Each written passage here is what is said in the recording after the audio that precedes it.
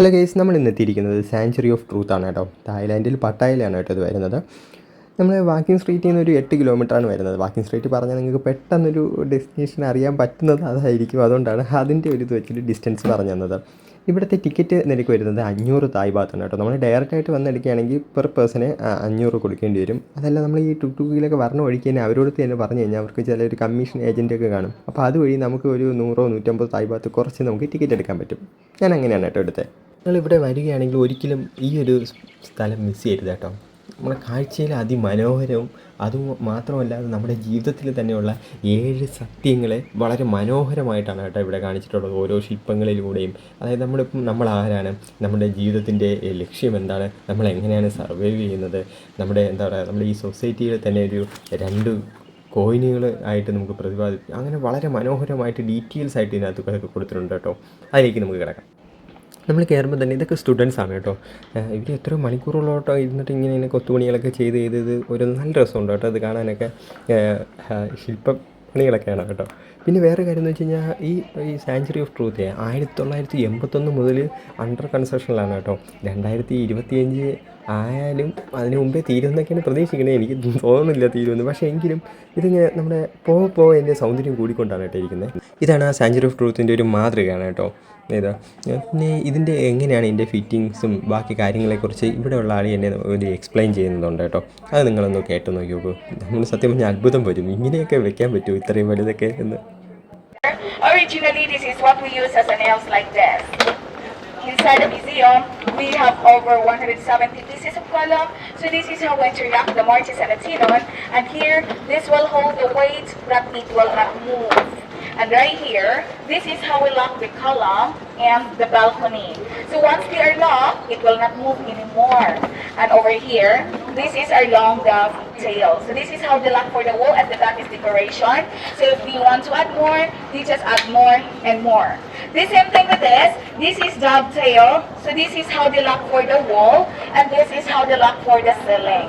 So this is how we connect them together. Alright? So all the knowledge here are coming from the past Siam, like ancient Thai worker, passed to generation to generation. Okay. എന്തായാലും ഒരു രക്ഷയില്ലല്ലേ. അവർ ഫുള്ളും ഈ ലോക്കിങ്ങും പല ചെറിയ സാധനങ്ങളായിട്ട് locking ഒക്കെ ചെയ്തിട്ടാണ് കേട്ടോ അത് വയ്ക്കുന്നത്. എൻ്റെ ദൈവം ആലോചിക്കാൻ കൂടെ വയ്യ. ആലോചിച്ച് നോക്ക്, ഇത് ഇത്രയും ലോക്കിങ് ചെയ്തൊക്കെ വെച്ചിരിക്കണം. നമ്മളവിടെയൊക്കെ ഓരോരോ പാലങ്ങൾ 15 കോൺക്രീറ്റ് ഒക്കെ ഇട്ട് വെച്ചാൽ തന്നെ പൊളിഞ്ഞു വീണ്. ഇത് നിൽക്കണത് ഒരു രക്ഷയില്ല കേട്ടോ. മാത്രമല്ല അതിൻ്റെ എന്തായാലും രസമല്ലേ ഇത് കാണാൻ. പറയാൻ വാക്കുകളില്ല. കൊള്ളാം കേട്ടോ, നൈസ്. ഇഷ്ടംപോലെ ടൂറിസ്റ്റുകളൊക്കെ ഉണ്ട് കേട്ടോ ഇവിടെ.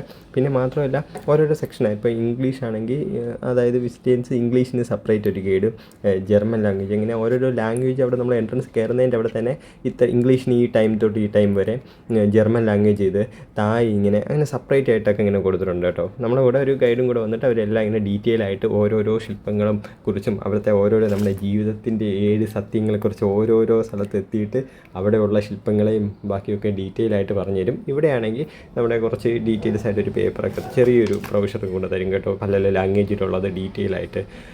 അങ്ങനെ പിന്നെ ഒരു തൊപ്പി മസ്റ്റായിട്ട് വെക്കണം, കാരണം പണി ചെയ്തുകൊണ്ടിരിക്കുന്നതാണ്. ഇത് എപ്പോഴാണ് സാധനങ്ങളൊക്കെ വന്ന് തലയിൽ കൂടി വീഴുന്നതെന്ന് പറയാൻ പറ്റത്തില്ല. ഓക്കെ, നമ്മളെ കൂടെ വന്ന ഈ ഗൈഡ് വളരെ മനോഹരമായിട്ട് നമുക്ക് ഓരോരോ ഡീറ്റെയിൽസിനെ കുറിച്ചും നമുക്ക് കേട്ടപ്പോൾ ഒരു അത്ഭുതമാണ്. എന്ന് പറഞ്ഞാൽ ഇവർ ഓരോരോ ഡീറ്റെയിൽ ആയിട്ട് പറയുമ്പോഴും അതിൻ്റെ അവിടുത്തെ കാഴ്ചകളൊക്കെ കാണുമ്പോൾ സത്യം പറഞ്ഞാൽ നമ്മൾ വേറെ ഏതോ ലോകത്തൊന്നും ആയിപ്പോലും അത്രയ്ക്ക് മനോഹരമായിട്ടുള്ളതാണ് കേട്ടോ. പിന്നെ ഓരോരോ ശില്പങ്ങൾ വെച്ചിരിക്കുന്നതിനും ഓരോരോ അർത്ഥങ്ങളും ഇതൊക്കെ ഉണ്ട് കേട്ടോ. അതൊക്കെ നമ്മൾ സത്യം മനസ്സിൽ നമ്മൾ ചിന്തിക്കില്ല, അത്ര മാത്രം കേട്ടോ, ഒരു രക്ഷയില്ല. ഞാൻ ഇവിടുത്തെ ഞാൻ പറഞ്ഞല്ലോ 7 സത്യങ്ങൾ. അപ്പോൾ അതിൻ്റെ ഒരു ഡീറ്റെയിൽ ആയിട്ട് ജസ്റ്റ് ഒന്ന് പറഞ്ഞു പോവാം. ഇത് കൂടുതൽ പറഞ്ഞത് ഡോക്യുമെൻ്ററി പോലെ ആവുമെന്നോ എനിക്കറിയത്തില്ല, എങ്കിലും ജസ്റ്റ് ഒന്ന് പറയാം. ഞാനപ്പോൾ ഇവിടത്തേക്ക് ഇങ്ങനെ കാഴ്ചകളൊക്കെ കണ്ടുകൊണ്ടിരിക്കും. ഞാനിപ്പോൾ ഈ ബാക്ക്ഗ്രൗണ്ടിൽ ഡീറ്റെയിൽസും കൂടെ ഇങ്ങനെ ഷെയർ ചെയ്ത്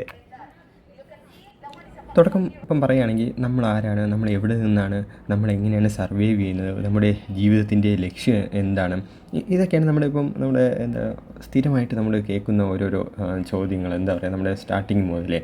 പക്ഷേ ഇതിൻ്റെ ആൻസറുകൾ ഇപ്പം ഭയങ്കര ഡിഫറെൻ്റ് ആയിരിക്കും. അതായത് പേഴ്സൺ ടു പേഴ്സൺ, അത് അവരെ ജീവിത സാഹചര്യങ്ങളനുസരിച്ച് അതിനകത്ത് വ്യത്യാസം വന്നുകൊണ്ടിരിക്കും. അപ്പം ഇതെല്ലാം ഈ സാങ്ച്വറി ഓഫ് ട്രൂത്ത് മ്യൂസിയത്തിനകത്ത് ഇവരെ ഓരോരോ ശിലകളിലൂടെയും ഓരോ മരത്തടികളിലെയും ശില്പങ്ങളിലെയും കൂടെയൊക്കെ എക്സ്പ്ലെയിൻ ചെയ്യുകയാണ് ഈ ജീവിതത്തിൻ്റെ 7 ട്രൂത്ത് ഓഫ് ലൈഫിനെ കുറിച്ച്. ജസ്റ്റ് പറഞ്ഞു പോകാനായിട്ട് ഈ 7 സത്യങ്ങളെക്കുറിച്ച് ഡീറ്റെയിൽസ് കൂടുതൽ പറഞ്ഞു ചിലപ്പോൾ ക്ലാസ് ആയിപ്പോൾ അല്ലെങ്കിൽ വേറെ ഏതെങ്കിലും ലെവലായിപ്പോൾ. ഇപ്പോൾ ആദ്യത്തെ ട്രൂത്ത് എന്ന് പറഞ്ഞാൽ നമ്മൾ ആരാണ്, നമ്മൾ എവിടെ നിന്നാണെന്നുള്ളത് കേട്ടോ. ഇതിൻ്റെ ഒരു ഉള്ളടക്കം എന്ന് വെച്ച് കഴിഞ്ഞാൽ മനുഷ്യൻ്റെ സമത്വമാണ്. അതായത് നമ്മൾ റിച്ച് ആണെങ്കിലും നമ്മൾ ഏത് മതത്തിൽ വിശ്വസിക്കണമെങ്കിലും നമ്മളെല്ലാവരും ഒരു തുല്യത ഉണ്ട് എന്നുള്ളതിനാണ്. അതൊരു 4 എലമെൻറ്റ് ബേസ് ചെയ്തിട്ടാണ് അവർ പറയുന്നത്. അതായത് എർത്ത്, വാട്ടർ, വിൻഡ്, ഫയർ.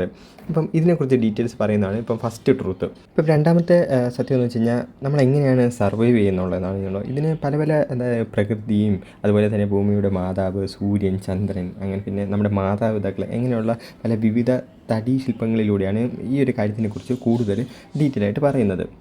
ഇതിനകത്ത് ഒരു ഭാഗത്ത് നമ്മുടെ ഒരു സ്ത്രീയും പുരുഷനെയും കാണിച്ചിട്ട് നമ്മുടെ ജനനവും അതുപോലെ നമ്മുടെ വാർദ്ധക്യവും അതുപോലെ നമുക്ക് രോഗം, മരണം, അങ്ങനെ പല ഘട്ടങ്ങളും ഇതിനകത്ത് ഡീറ്റെയിൽ ചെയ്തിരിക്കുന്നതാണ് കേട്ടോ. നമ്മളിപ്പം ജനിച്ച ദിവസം നമുക്ക് വളരെയധികം ആ ഒരു വ്യക്തിയെ ഒരു പ്രതിനിധീകരിക്കുന്ന ഒരു ദിവസമായിട്ടും പിന്നെ കൂടാതെ ഈ ഒരു സത്യം ഇതിനെക്കുറിച്ച് പറയുകയാണെങ്കിൽ നമ്മുടെ ജീവിതത്തിലെ പ്രകൃതിയുമായിട്ടുള്ള നമ്മുടെ സ്വാധീനത്തെയാണ് കേട്ടോ ഇത് കൂടുതൽ വിശദീകരിച്ച് പറയുന്നത്.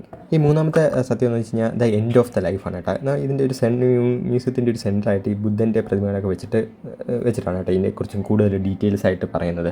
നമ്മൾ ജനിച്ചത് തന്നെ മരിക്കാനാണ് എന്നുള്ളൊരു സബ്ജക്റ്റിനെ ബേസ് ചെയ്തിട്ടാണ് പോകുന്നത്. അതായത് മരണത്തിൽ നിന്നും ആർക്കും രക്ഷയില്ല. നമ്മളിപ്പോൾ മരിച്ചു കഴിഞ്ഞാൽ ഏറ്റവും നമുക്ക് അവസാനിക്കുന്നത് നമ്മുടെ പ്രവൃത്തികൾ മാത്രമാണ്. നമ്മളിപ്പോൾ നല്ലതായിരുന്നു, ചീത്തയായിരുന്നു, അങ്ങനത്തെ ഒരു ഇതാണ് കേട്ടോ. കൂടാതെ നമ്മുടെ ജീവിതത്തിൻ്റെ ഓരോ കാഴ്ചപ്പാടുകൾ വളർത്താനും ആഗ്രഹങ്ങളെ കുറയ്ക്കാനും അങ്ങനെ ബേസ് ചെയ്തിട്ടൊക്കെയാണ് കേട്ടോ ഈ ഒരു മൂന്നാമത്തെ ട്രൂത്ത് പോകുന്നത് ഡീറ്റെയിൽ ആയിട്ട്. നാലാമത്തെ സത്യം എന്ന് വെച്ച് കഴിഞ്ഞാൽ എന്താ പറയുക, സിവിലൈസേഷനെ കുറിച്ചാണ് കേട്ടോ. നമ്മുടെ ഈ സമൂഹത്തിൻ്റെ വളർച്ചയ്ക്ക് വേണ്ടി കൂടുതൽ സ്വാധീനം ചെലുത്തിയ മഹത്തായ വ്യക്തികളെക്കുറിച്ചും മെയിനായിട്ടുള്ള സിവിലൈസേഷൻ അത് ഇമ്പ്രൂവ്മെൻറ്റ് ചെയ്യാനുള്ള കുറേ പോയിൻറ്റ്സിനെ കുറിച്ചൊക്കെയാണ് ഈ ഒരു നാലാമത്തെ കാര്യത്തിനകത്ത് കൂടുതലായിട്ട് ഡീറ്റെയിൽ ചെയ്യുന്നത്.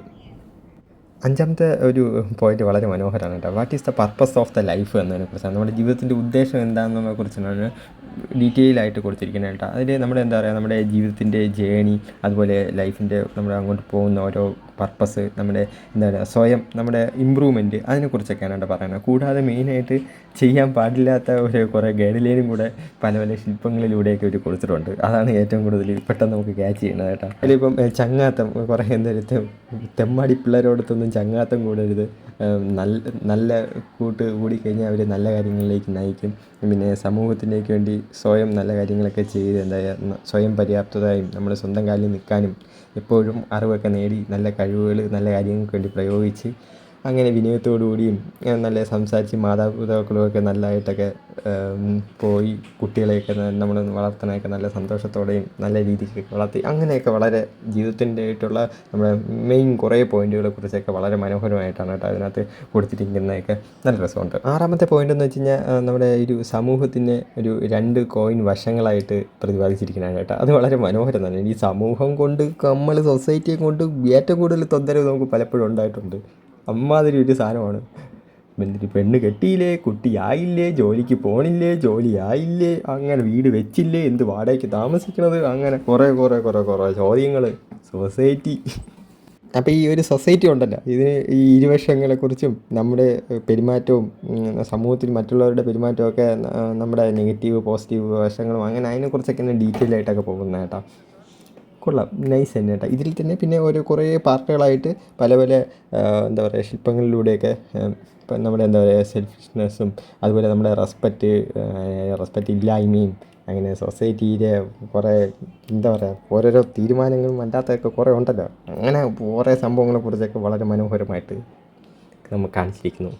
അടുത്തതെന്ന് വെച്ച് കഴിഞ്ഞാൽ ദ ബിഗിനിങ് ഓഫ് സൊസൈറ്റി, ഒരു സമൂഹത്തിൻ്റെ തുടക്കം, അതിനെക്കുറിച്ചാണ് കേട്ടോ. അതായത് ആൾമോസ്റ്റ് ഈ ഒരു ഭാഗത്ത് എത്തുമ്പോൾ നമ്മുടെ ജേണി എൻഡാവുന്ന ഒരു കണക്കിനാണ് ഒരു കോൺസെപ്റ്റ് പോകുന്നത്.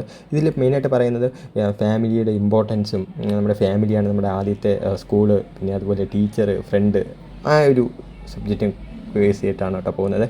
കൂടാതെ കുറച്ച് റിമൈൻഡറും കൂടെ വന്നുണ്ട്. അതായത് നമ്മളിപ്പോൾ ഒരു പുതിയൊരു സമൂഹത്തിനെ നമ്മളിപ്പോൾ ഉണ്ടാക്കിയാണ്. അതായത് നമ്മൾ കല്യാണമൊക്കെ കഴിഞ്ഞ് കുറേ കുട്ടികൾ ആവുമല്ലോ. അപ്പോൾ അങ്ങനെ നമ്മളൊരു കുട്ടിക്ക് ജന്മം നൽകി കുട്ടിയെ നല്ല രീതിക്ക് വളർത്തിക്കൊണ്ടുവരിക, നല്ല എഡ്യൂക്കേഷൻ കൊടുക്കുക, നല്ല ടീച്ചിങ്, നല്ല പഠനങ്ങളൊക്കെ കൊടുത്ത് നല്ലൊരു പേഴ്സണാക്കി എടുക്കുക, സ്വന്തമായിട്ട് എന്താ പറയുക സുരക്ഷമായിട്ട് നിൽക്കാനുള്ളത് കൊടുക്കുക, അതുപോലെ നല്ലൊരു കരിയർ സ്യൂട്ട് ചെയ്ത് കൊടുക്കുക, അവർക്ക് തന്നെ ഇഷ്ടപ്പെട്ടതൊക്കെ എടുക്കട്ടെ, നമ്മൾ കൂടുതൽ എന്താ പറയുക ഇങ്ങനെ ഫില്ല് ചെയ്തൊന്നും കൊടുക്കണ്ട, പിന്നെ നല്ലൊരു സപ്പോർട്ടിങ് നല്ലൊരു എന്താ പറയുക പങ്കാളിയെ ഏൽപ്പിച്ചു കൊടുക്കുക, അവരെ നല്ലൊരു ഫ്യൂച്ചറിൻ്റെ തലമുറയ്ക്ക് വേണ്ടിയുള്ളൊരു നല്ലൊരു അസറ്റായിട്ട് വളർത്തിയെടുക്കുക, അങ്ങനെ കുറച്ച് ഒക്കെയാണ് കേട്ടോ. കൊള്ളാം. ഇതൊക്കെയാണ് നമ്മുടെ സാഞ്ചുറി ഓഫ് ട്രൂത്തിൻ്റെ 7 സത്യങ്ങളും അതിനെക്കുറിച്ചുള്ള ഡീറ്റെയിൽസൊക്കെ പോകുന്നത്. ഇതിലും കൂടുതൽ വിശദീകരിച്ച് പറഞ്ഞു കഴിഞ്ഞാൽ ഇത് ഡോക്യുമെൻ്ററി ആവും. ഇപ്പം തന്നെ ഒരു ടീച്ചിങ് ക്ലാസ് പോലെ വല്ലതായോ എന്നാണ് എനിക്കറിയത്തില്ല, എങ്കിലും ക്ഷമിക്കണം കേട്ടോ.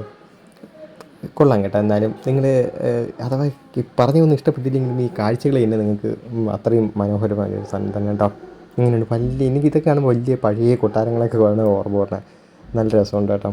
കൊള്ളാം. അങ്ങനെ പഴയ കാഴ്ചകളൊക്കെ കണ്ട് ആൾമോസ്റ്റ് എല്ലാം കഴിഞ്ഞു കേട്ടോ.